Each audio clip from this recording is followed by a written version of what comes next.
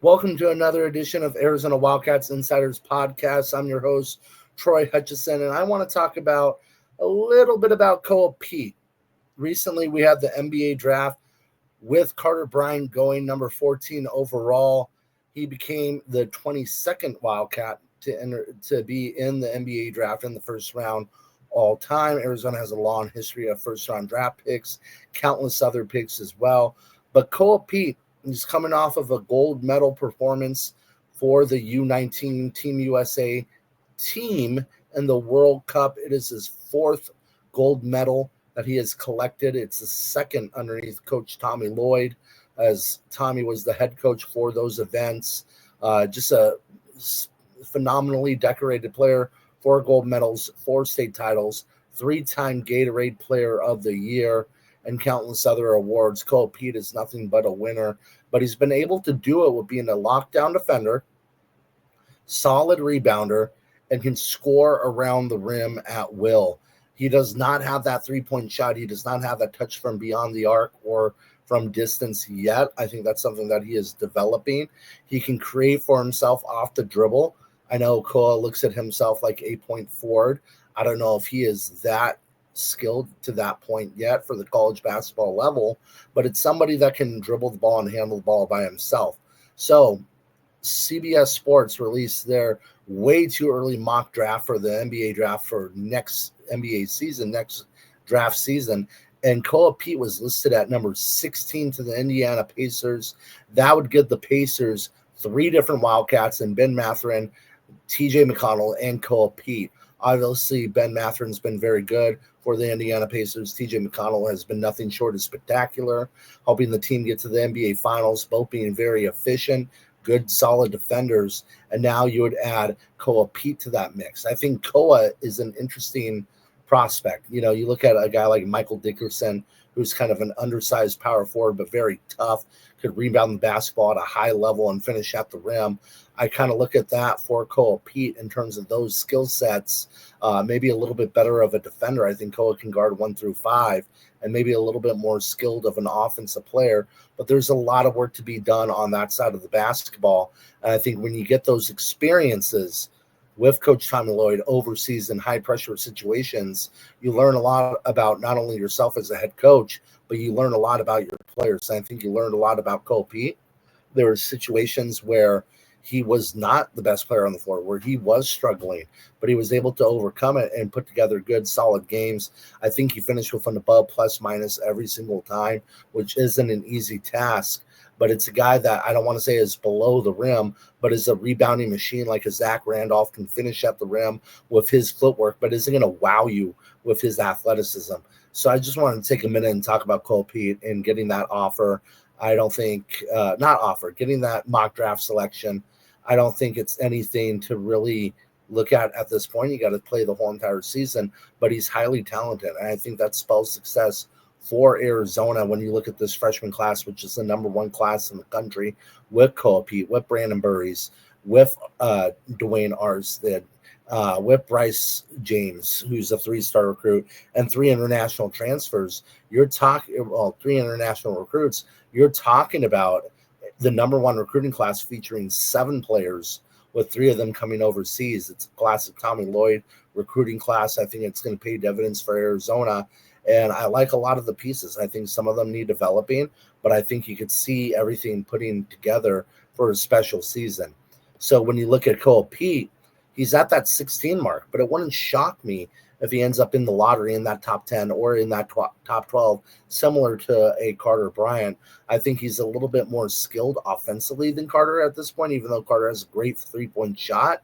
But I think both are lockdown defenders. Both can push their weight around and just be hard-nosed guys. And I look at Carter, with what he's been able to do in the NBA Summer League.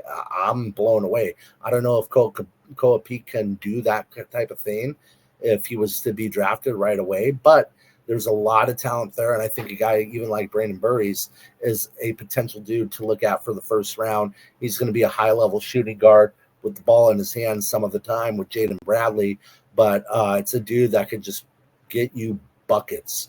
And that's the name of the game, getting buckets. You want to get a bucket getter, and that is Braden Burries. And I think he's one of the best bucket getters in college basketball. Now, transitioning to the NBA Summer League, we kind of talked about it. Carter Bryant just came off of a very good game. Even though he just scored 5 points, he had 3 block shots, 1 steal, played in 19 minutes.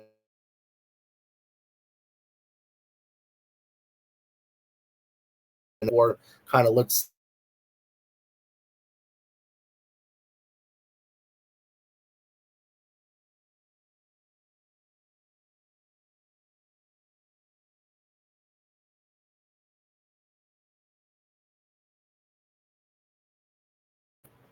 that could make a name for himself as a 3 and D player. I think it's going to pay dividends for the Spurs. I think he has a lot of developing to do, and you'll even see him in the G League. But it's a type of player that can have a lasting impact on a franchise. And as you transition to the Miami Heat, Pelle Larsson, Kashad Johnson have been phenomenal. This last time out that they played together, they combined for 30 points, 9 rebounds, and they shot over 49% from the field. I think those two guys are going to turn into very good role players at the next level. I don't know if they'll ever be starters. For Pella, I kind of look at a Luke Kennard, a 3 and D type of player at his highest that could start. But I think Pella is a little bit better at creating his own shot, a little bit better at distributing the basketball, and Kennard's the better shooter and better 3-point guy. So I think Pella could last in the league around 7 to 10 years being that 3 and D guy as he develops further in his career. But I love what I've seen out of both of them. Umar Ballo's on that team. He really hasn't gotten that much playing time. I personally don't love his game for the NBA level. I think his game meets more of that 80s and 90s and early 2005 in terms of being a bump and grind center that can finish at the rim, and he's a little bit of a below the rim player, but terrific for footwork. He's developed his whole entire career from Gonzaga, Arizona, Indiana. I love that the Heat are giving him a shot, but we'll see how it goes. Trey Townsend didn't play in his first game in the NBA Summer League. He got a no decision by the coaching staff. I'm not sure exactly what's going on there. I was kind of shocked that he got the NBA Summer League invite, but a tremendous talent in terms of being that steady rock like he was for several other teams and eventually Arizona. He was just that consistent dude. He could rebound, he could score a little bit, he could shoot a little bit, and he could defend. So I think that's what you look at with a guy like that in Trey Townsend. And then if you go over to Caleb Love, he had his NBA Summer League debut, and man, he did not disappoint. Early on, he was trying to distribute the basketball, and I think that's going to be key for him, is showing the coaching staff, showing the front office, showing the rest of the league that you can be a distributor at the point guard position. But he was able to hit shot after shot after shot. At one point, he was 3 for 4 with 9 points, and he hit a step back three. He looked like he was in mid-season form. The NBA Summer League had a hard time catching up with him with his speed. Solid defender, a couple rebounds. I love what I've seen out of Caleb Love. I think that's going to be huge for him moving forward. And, lastly, I kind of want to talk about going back to Christian Coloco with the Los Angeles Lakers. If Arizona fans remember, he had to take a full season off, a little bit more than that, due to health concerns with his heart.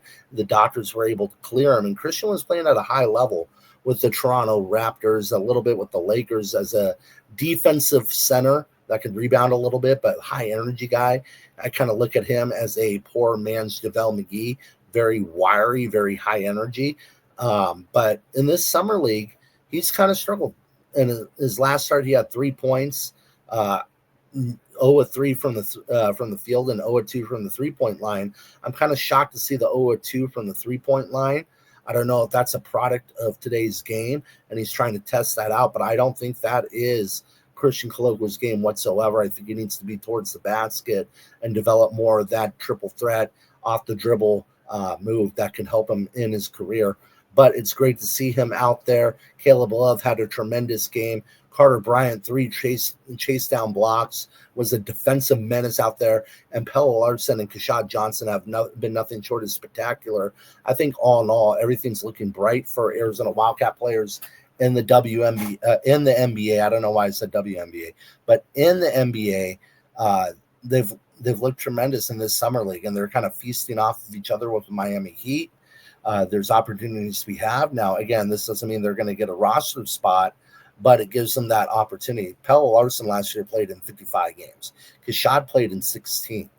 I think both of those numbers are going to increase. I think Pella is going to be a rotational player for the Miami Heat. And I think Kashad, he's going to see around that 20-minute mark per game, and I think he's going to appear in 40, 50 games this season, maybe see some time in the G League, but he is moving in the right direction. So we will see you next time on the Arizona Wildcat Insider Podcast. Have a good night.